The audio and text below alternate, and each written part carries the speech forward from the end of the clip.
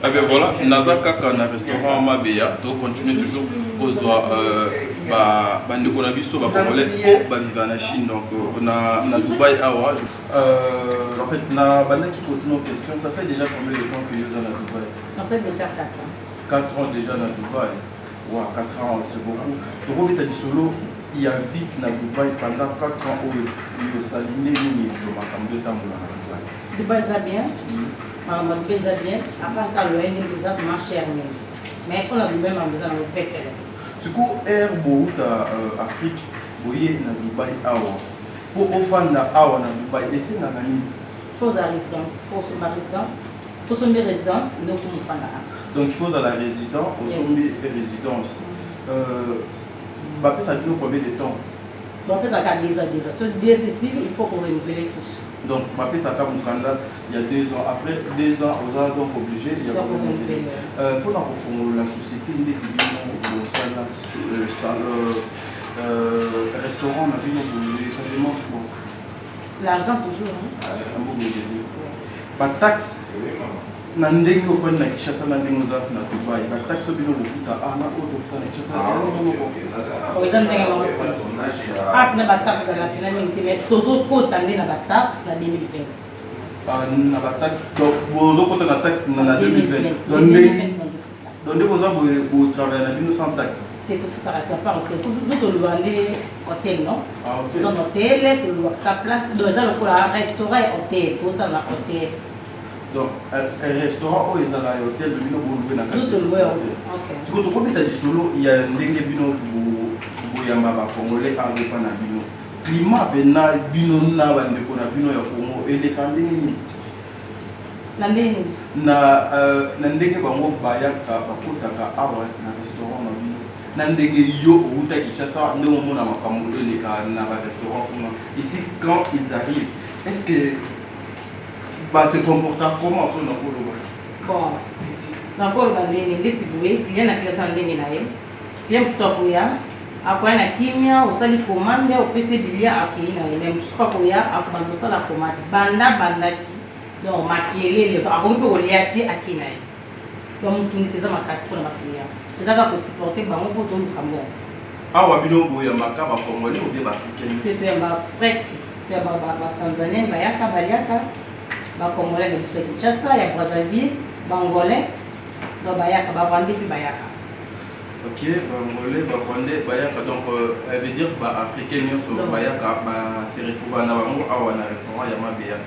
Plan ni bino parce que quand tu me dis que les Angolais, les Nigériens et autres, Bayaka, un restaurant, on suppose que chaque bateau est na Libanda, va toujours.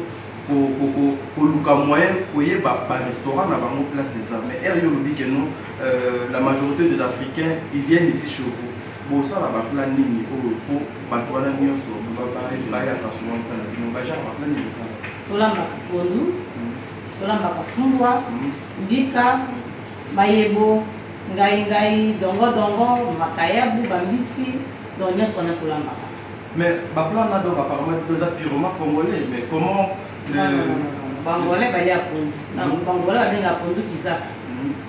Bali ya kamadestu fenjao. Fumba benga ka fumba. Ndu babenga kango oni na bostani jimbo. Bali yaka. Évidemment, rumeur moko est circulé que non, la majorité des Congolais quand ils arrivent à Dubaï, c'est l'ansaka na Kindumba. Est-ce que yo et sur yo quand même matin une fois même attends pour une fois bon na monaka donc yo donc confirmer que donc na confirmer pour la mona ba jeune fille na la télé ma ndenge ba Nigeria ba donc net ba africain mutu ba télé ma quoi bon ba ya ka toto et alors te molo mo ya bien te na Congo la ta bongo ti mais alors comment alors on pour la ta to nini poka nini azo comme bali poka nini azo mobali les amis pour voyager sans objectif ou bien kokoma sur le terrain azana place ou bien azana eloko ya kosala te il faut donc passer dans ça bon on dit na éviter pour mine pas comment plus dans la place mais bon ça la ka on voyait na moka mpaya donc danger quoi conseil ni na koki kopesa na bandeko nyonso balongwa Kishasa aye na moka mpaya pendant que azana objectif et a commis sur place à se lancer dans n'importe quoi. quoi avant de continuer parce que les photos mon a nous on a côté balamba kana côté comme makamona donc ça les maka pas ma bien conseil ni côté côté c'est pas il y a bande konoyo il y a ba congolaise na ba congolais parce que pe ba mibali pe baria ka pe pour na koya kubwaka pour na koya koluka basi pour na koya koluka oyo so donc singeli conseil ni côté ça va mo yo ko fanda lingana conseil na pesa bande konoyo za ki se ba bazobima na mboka babimake na objectif okolobela osala awa ke nake libanda nake koluka to nake dubai nake kosomba biloko ya koteka ke baya na bajare wana donc bien mpo nayebi bibali basawa bavandaka mana kasi. Merci beaucoup. Vous avez compris que c'est une Congolaise au Avivaka na Dubaï. Comprenez que non, vous voyez, Ndenge Aza, à moi c'est Aza Pekito, Kwazani moi bien Aza Pe na Mamundae. Mais moi, vous sentez que non, quand elle est venue, Namboka Mopaya, à se lancer qui a poti na activité, quoi ça la activité, à Boïnae, au Kende, de gauche à droite. Bino pe besoin.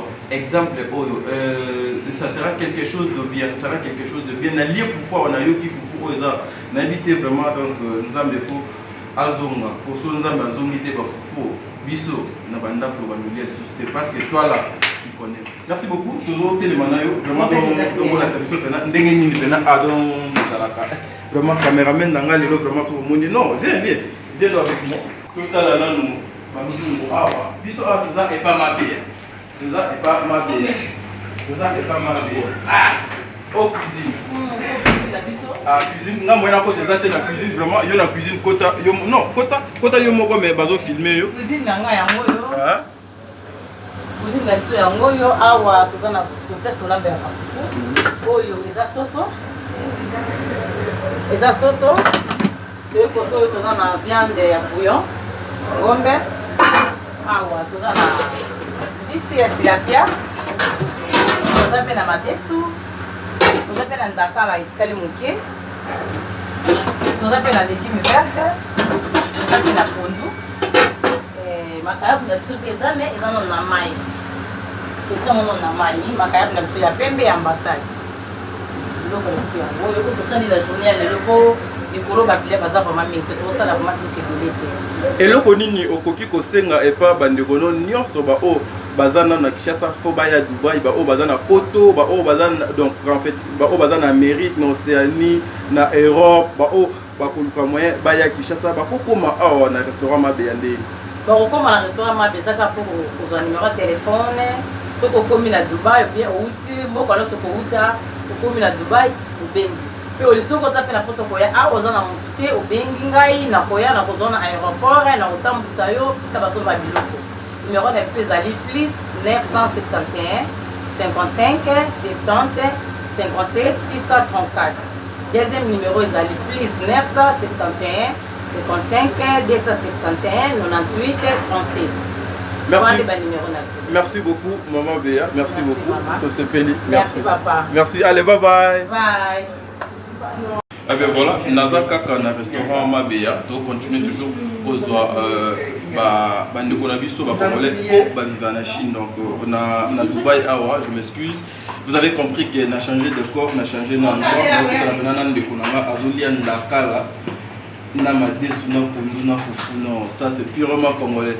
Bonjour ndeko na. Bonjour. Papa oko baluka pena elimi ça pour salaka ozolia Fiba Benambeko. Donc, Bena Beauté. Bonjour, papa. Comment on a tati ngala est-ce que Okoki, qu'on soit la moi présentation, qui est pour abonner à Top Media TV. Bonjour. Ngai comme Nangai Moussa bin Khalifa. Nazalaga Moïse. Mais Akuma Moussa parce que na musulman. Ah, on a Dubaï. Nazalaga Moïse Akuma Moussa. Ok, c'est bon. Ça fait combien de temps que tu es à Dubaï? Ça fait déjà 2 ans et demi que comment déjà Dubaï. Ah, ça fait 2 ans et demi. Au télévision moi vie na Dubaï en ndenge nini parce que nata auto solo yo nanga nazo laksa déjà banzela ndenge za na Dubaï nazo laksa déjà ba monument nazo laksa déjà ba statue o eza que non batu ba komona ba ko comprendre que non réellement tout ça na Dubaï parce que ba bonne Top Media TV bazo mona ndenge ezo défiler déjà eloko nini okoki koloba ou bien le tir nini okoki kosala par rapport ya vie oyo kokuta na Dubaï. Bon, ce qu'on a bien ça par rapport à Dubaï na Congo, différence c'est makasi. Na Congo visa na mo normal mais ils ont la vitesse.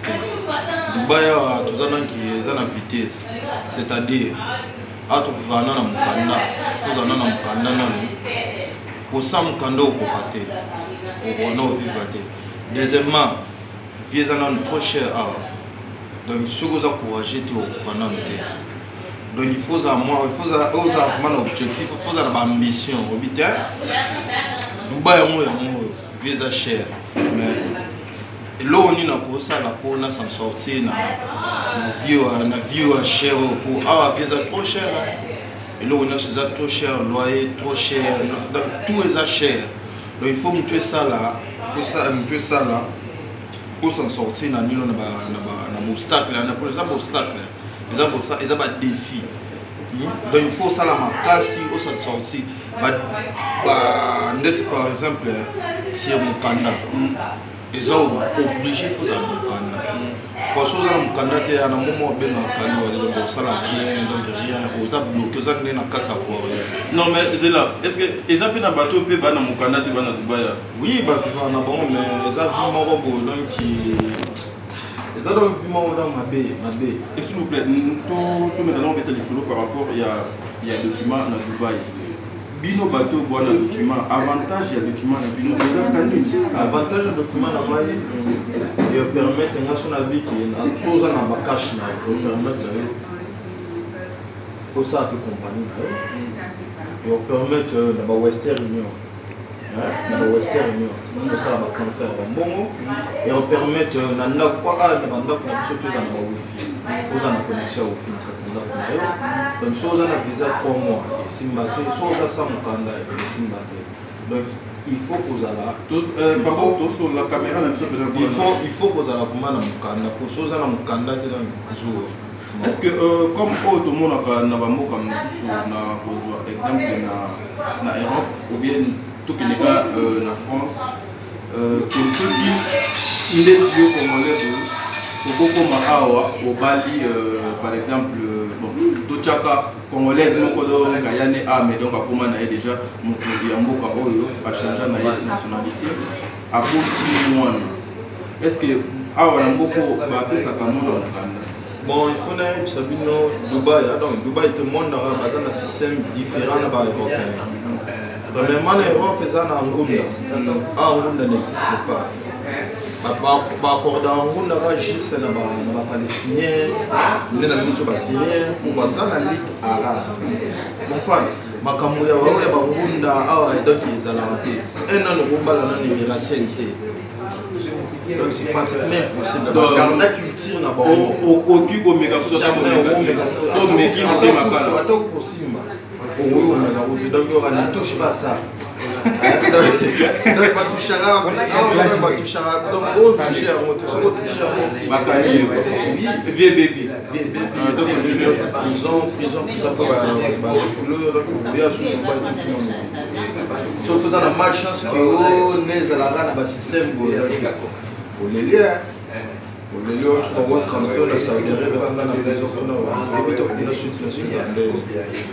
Ok, vous avez compris, moi et mon qui par rapport à la vie, qui est APC à sa lecture, mais n'importe quel côté, c'est un Congolais, à cause de la peut-être un conseil, pour qui peut ça, ma frère, on a une navasser, on a un au bazar de Chassa, et pourquoi pas au bazar dans le monde entier, beaucoup plus dans une nana qui est sur le plan musical. Excusez-moi, ce qui n'a pas changé, direction, et ça pour changer et direction, c'est parce que nous sommes des Congolais, tous les chances sur dans la Libanda. Ce qui se passe au pays actuellement sur les musiciens Nabiso, Oyo, et ça, les Napobo, Napofuna. Conseil ni nous copier ça en tant que moi, il y a des Congolais aux Libanda. Donc, conseil en Europe, ça donne que ça va. Moi, nous salon, il faut professionnalisme. Respect mutuel, il faut ça. Donc, au moins, ceux par exemple, qui font l'alimentation, donc jamais pour attaquer la place. Donc il faut montrer dans la limite. Qui na okota quand même na bilan o ba ba donc okota na bilan à mon côté. N'est-ce pas na fanatique à wenge ya wenge. Na fanatique à Wilson. Na ma fanatique à Wilson.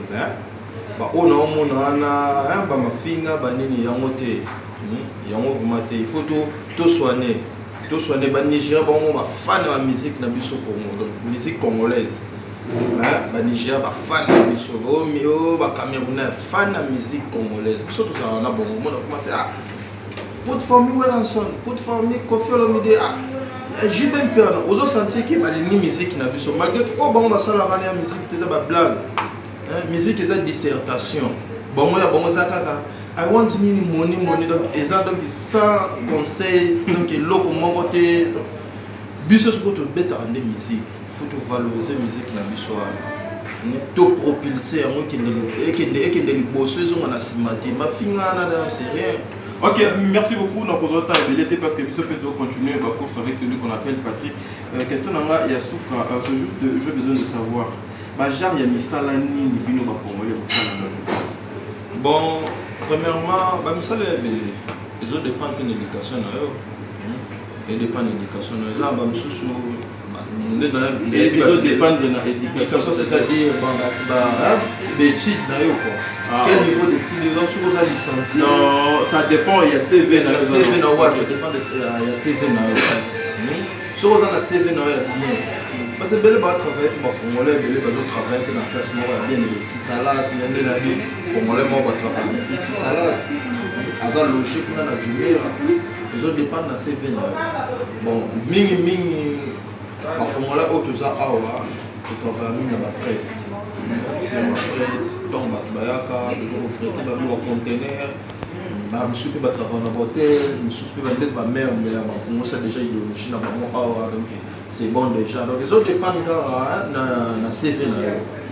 Sur ligne makamba boulot, makamba compagnie yo ka so makamba fête yo ka zo dépend.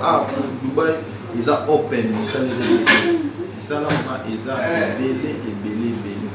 Les autres dépendent na CV na orientation. Merci beaucoup. Les autres dépendent de la CV na orientation na yo. Est-ce que tu peux au cours d'un dernier mot au cours de la 2-3 personnes et ça monte parce que ce photo qui est Patrick à l'évi faudra pour Malisous. Bon, non, plus ça n'a combat dans ce gel moté na mandal. Avec qui mot de ça na matrice au congel.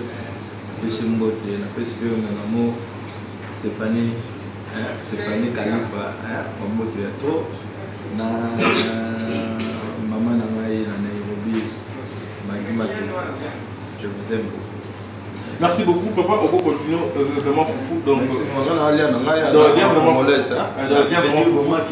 au KFC, au McDo, Banando,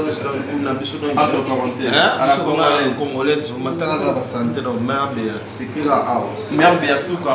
Veut dire c'était là mon copain ya ba congolais na biso otozwaki otokuti awa na restaurant ya mama beya mère beya maman azovi misaba ma so regarde bien t'as dit ngala pas comment je suis na perdre donc de l'autre côté parce que de l'autre côté ba kombo atangi wana na kendaka tenga ka de pa mama beya je vais vous faire visiter Dubaï na musika bino bozate menga na za je vais vous faire visiter mboka wa kitoko oiza batunga mo kitoko na Patrick ndé tozotambola vous aurez les images de Dubaï bota la pende nini parce que je vois t'as dit ngala pas et je les gars moi congé moi vacances ben voilà les abonnés de Top Media TV D143 donc je suis toujours là dans le cadre toujours il y a tourisme mais on a continué toujours avec mon frère Patrick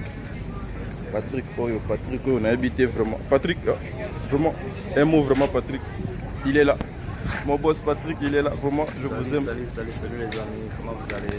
Les abonnés de Top Media TV D143. Oui, salut les abonnés de Top Media TV D143, on est toujours aussi à Genève, ici c'est les restos, si tu veux venir te relaxer un peu.